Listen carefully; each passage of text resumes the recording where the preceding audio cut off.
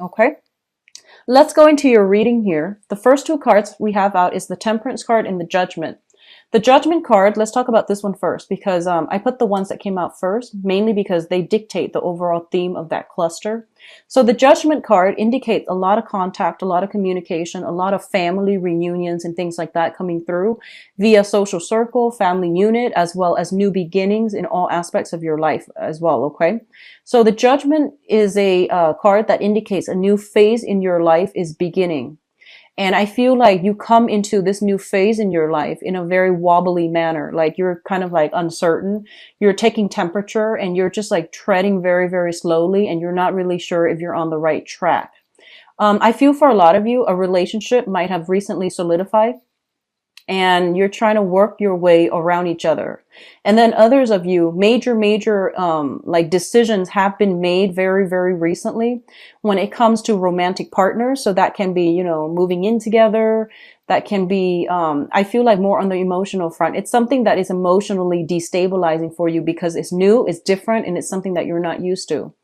I also feel there are some family things coming through where one parent might be feeling under the weather, you're far away, you're hearing about this and you're contemplating, taking a trip to come see them. And likewise, I feel like something about family, especially for those of you with children, medical, procedures, diagnoses, and even coming in for tests, coming in for flu shots, coming in for maintenance when it comes to the health of a child or health of parents. So all of these things are coming through in very, very subtle ways, and they all hit you like different times of the month. And I feel like, all of a sudden you get a call and it does worry you because you are a very family oriented sign. And I do sense, like you identify very, very strongly with your family unit. Even if you're single right now and you don't have a family, I feel like that childhood family that you grew up in, whatever affects them, you feel like it affects you. So I do see a lot of that coming through, and then, people playing phone tag, and then you have to get back to them, when you can. And then when you can, you stay on the phone for way too long because they have a lot of other things that they want to tell you. So I feel like it's just a lot of time that is being devoted to family members to, especially if they're going through some type of medical diagnoses and things like that. Okay. The Temperance card comes in as a reminder for moderation. This is a card greatly about like, not over drinking, not overextending ourselves, knowing when to pull back our energy and knowing when to extend outwards. So I feel like you need to find some type of a middle ground as to how you spend your time, as to how you manage things in your life, and as to how you don't let troublesome things, troublesome relationships, troublesome information coming from your external environment. Like, don't let it destabilize you. Find a way to process it, deal with it. And I don't want to, sound condescending by saying that, but I feel that you have your own responsibilities that you need to take care of. And you're not there to, soothe other people's problems. They're supposed to be self-sufficient in that manner. So you're not there to be, everybody's fix-it lady or man. You need to draw back your energy pretty much, okay? So don't extend outward, draw back in, and don't let yourself get swept away by the emotional ties of everything that's happening around you. And that is easier said than done, but I feel it is going to be required this month. So if you have a little bit of alone time, find things to do with your hands so that you're letting that overactive energy dissipate. So rather than sitting there thinking about it and ruminating over things, or keep talking about things or keep thinking about things, find something to do to keep your mind occupied, keep your hands busy so that you're not thinking about it and you're immersed in the moment. Okay. The next two cards that are coming through is the Five of Swords and the Seven of Pentacles. Now, the Seven of Pentacles is it's a situation where you have devoted a lot of your time, love, nurturing, attention into a situation. So this is like, going through that period where you've done all the preliminary work in order to reap the benefits of your the fruits of your labor. And, what I feel is there is some type of a disappointing news coming through. So I feel very strongly for some of you, if you are like, applying for school, And I know it's weird, it's November, but you're applying for school. You might have taken some exams in order to apply for school, and then you might realize that, um, the school of your choice, they require higher scores, so then there's something about readjustment here that needs to happen. The Seven of Pentacles is a very, very good card. It's like waiting on a decision from somebody else. However, it's linked up with the Five of Swords, which is an empty victory card. It's like victory at somebody else's expense. And then as a result of it, I feel like, yes, you might get what you're asking for, but at whose expense? So I feel like it's a double-edged sword when it comes to like, something you devoted a lot of your time in, and now it's coming through, it's bearing fruit. But you might now realize that this is not something that your heart was entirely set on from the get-go. And a lot of you, some of the times, it reminds me of this, where you might want something, right? And then once it's like in front of you, you realize that you might want something else. And that can extend towards, school applications, that can extend towards like job offers, that can also extend across relationship sectors as well. Somebody might be attached and you feel like you really want this person. You might reach out to the person. And then, they leave their family, their spouse and things like that for you. And then you realize, you know what? I might have just wanted that competition. I might not have wanted that thing. So these are, things that could potentially play out. And either way, what it does is that it allows you to see and allow you to know and allow you to get some confirmation as to what it is that you really want to begin with. And which ones of those things which ones of your desires are actually based on, vanity, based on unrealistic expectations, or based on just, the whole point about winning, wanting something just because you can't have it, or wanting something just to prove to yourself that you can attain it. But then once it's within reach, you might now realize that you don't want that to begin with. Okay. So there's something of an element here about, knowing what you want, in that truth, that revelation might come about as a double-edged sword. For others of you, and I'm getting this message very, very strongly, I feel honestly that you might be in a love triangle. And I'm going to do your love reading in a little bit. So I hope, that will allow you to get some insights into your specific situation. And I feel if you are in a love triangle, you might already know that you're in a love triangle. This is not going to be like revelation, things coming in as a surprise, okay? So I feel like you might be attached to somebody, and you might be in starting a new relationship, or you might be coveting somebody who is in a relationship. And I feel like, they might tell you, oh, I'm going to leave so-and-so, and I'm going to leave them, and it's going to happen, 2 months from now. And like whatever they tell you, you've been waiting. And then you realize, you know what? They're stringing me along. So I need to like cut them out of my life. So I feel this sense of realization, this sense of closure, this sense of finality is actually coming through for a lot of you. And I hope you're not dealing with that on the romantic front. If it works out in a work environment, I feel like, they're telling you, oh, you're going to get a raise, a pay increase, a promotion, and you wait. And in the meantime, you're waiting. You're working very, very hard. You're like working your butts off. And as a result of it, you just realize, they're stringing me along. So I feel like either way, this month is going to bring a massive amount of closure. And this is actually an energy I've been feeling for a lot of signs, not just for you guys, but I feel like for you guys, it's a little bit more clear so that you can move once and for all past it, and that you can focus your energy on people, on projects that are worth your time. So that's coming through here. The next cluster here, we have the Queen of Cups as well as the Eight of Pentacles. So you have a water sign. This is a Pisces, a Cancer, or a Scorpio. This is somebody with a lot of good advice, good counsel, and somebody that, you can turn to, whenever you need some guidance. So I feel like this can serve as a relationship partner, but or even a friend, or a family member. But what I'm feeling overall is that this is somebody who's very, very emotionally supportive of you. So whoever they are in your life, they are, sun, moon, or rising, Pisces, Cancer, Scorpio. They are somebody who is very kind, emotionally supportive. They believe in you, and they always, like praise you, say good things about you, and they give you that emotional support. And they might, so for example, they might tell you, reach for the stars and you will always, always achieve your dreams. And I feel like even through the times that you doubted yourself, through like many disappointments, they have always been there for you. And I feel like this is the month in which this person is going to be front and center in your focal point, and they are going to give you, if you were trying to reach for the stars and you feel like you have failed, or you feel like you need to do some readjustments when it comes to your goals and expectations, I feel like they're still there giving you that emotional support, and they're showing you how to do something in order to move things along. A lot of you might be sending out resumes, and I feel like resumes for scholarships, resumes for schools, resumes for work.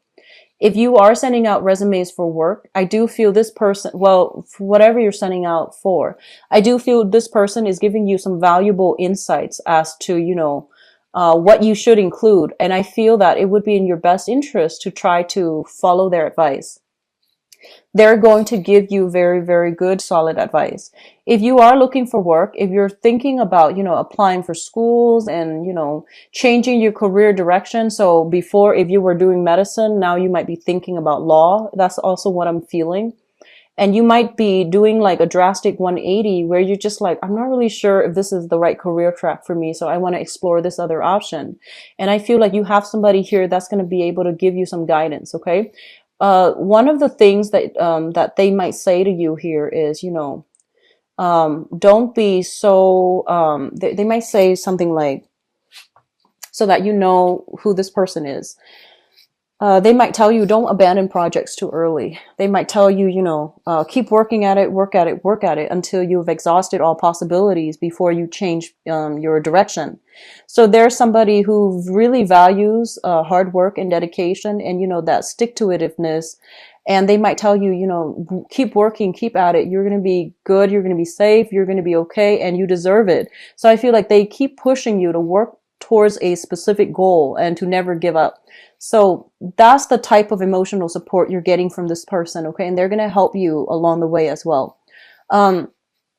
Job applications, I do see that. I see scholarship, grants, applications. And I feel like it's highly competitive as well, okay? So you have to somehow make yourself stand out, because I feel like you're competing against many, many, many people. And there are a lot of, for example, if it's like an internship that will allow you to work with a very, very prestigious organization. And I feel that there are a lot of people vying for, it's like one position and, thousands of people are vying for it. So I feel like you're applying for some important jobs or internships or scholarships. And I feel like the competition is fierce. So you need to be very cutthroat about it. So that means, don't be too humble. Try to, I guess, like emphasize your skills, your assets, and, don't downplay your potential. Try to, what is that? Try to emphasize your contributions. Try to, hype yourself up, because I feel like the pool that you're competing against, they're very fierce, okay? And you might be competing against like mid-career level professionals, and it's a different ballpark is what I'm sensing. So you need to work at it, and you need to like emphasize all the things that you have to offer, your past contributions, the work that you've done in the past, so that you can win this thing, okay? So I feel like whatever work you put in is what you're going to get out this month. So that means studying, spending enough time studying rather than staying up late, worrying about other stuff that's not marginally related to what you're supposed to be studying about, taking care of your responsibilities, doing work in a very diligent manner, as well as, putting yourself out there and being like the prime candidate that they're looking for. So things are going to be very, very good for you. Now, what is coming through in terms of your advice here? We do have the Two of Swords. And the Two of Swords is basically a decision, okay? This is a card about indecisiveness. This is a card also about denial, blocking out the truth, and all of those things. Now, I don't read these cards in upright or reverse position. I just read them in relation to one another, how they fall within a cluster, and the card that is associated with them. The Two of Swords is a situation where you are going to have to make a major decision as it pertains to your career track. And I do feel for a lot of you, I feel this element about, other people are coming into you and they're bringing their stories and they're just like, hey, I did this. And, within 3 months, I made this much money. So they're bringing you kind of like, I feel like, stories of success, but they seem almost like a pipe dream. So they're selling you a dream. And I feel like a lot of you might be taken in by these things, by these stories, like get rich quick schemes come to mind. Shortcuts, financial, doing some financial investment or even some long-term planning and opening up businesses is what I'm feeling. But you feel like it's a gamble. And a lot of you are just kind of like have been going through your life, doing the right thing, like getting that job, working 9 to 5, working your butts off and, trying to do things in a correct manner. It might be slow, but it has worked for you. And then all of a sudden you might have people coming through with these get rich quick schemes and they're like blowing your mind and you want to believe them. But I feel like there's a lot more to the story that you're not being given information on. Okay. And I feel like it might have worked specifically for them. Maybe the timing was just right for them.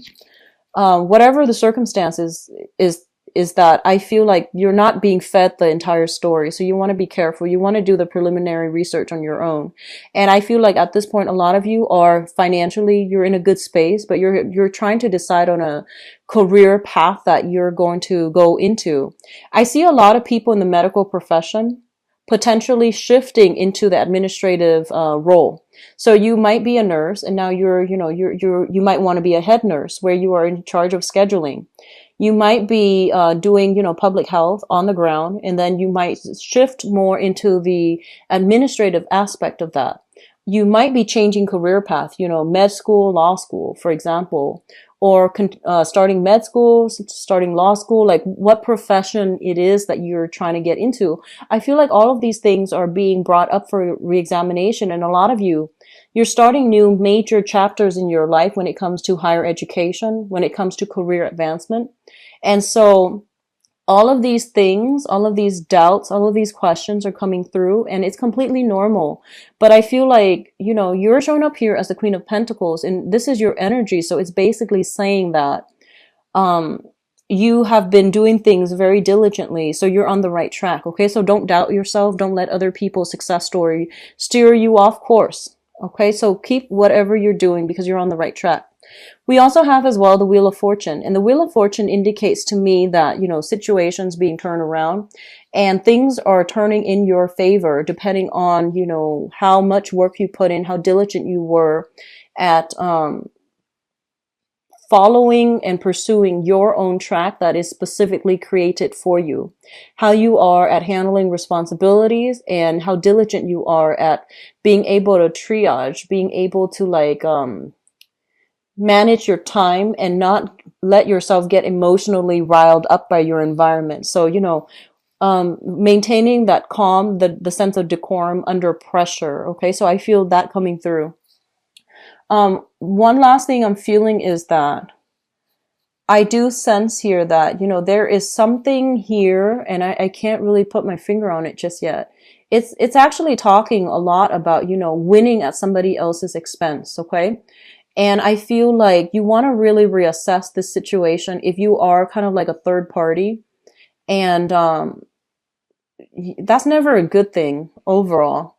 But you also have to think about actions and consequences because with when we are ending on the Wheel of Fortune, with the Justice card, it's divine intervention, divine karma. It's like the divine, balancing of that karmic scale. So if you are knowingly wedging yourself in between a couple, it's not going to end well. Okay. I don't feel it's going to end well. There will be confrontation and there will be decisions that that might not even, be up to you to decide.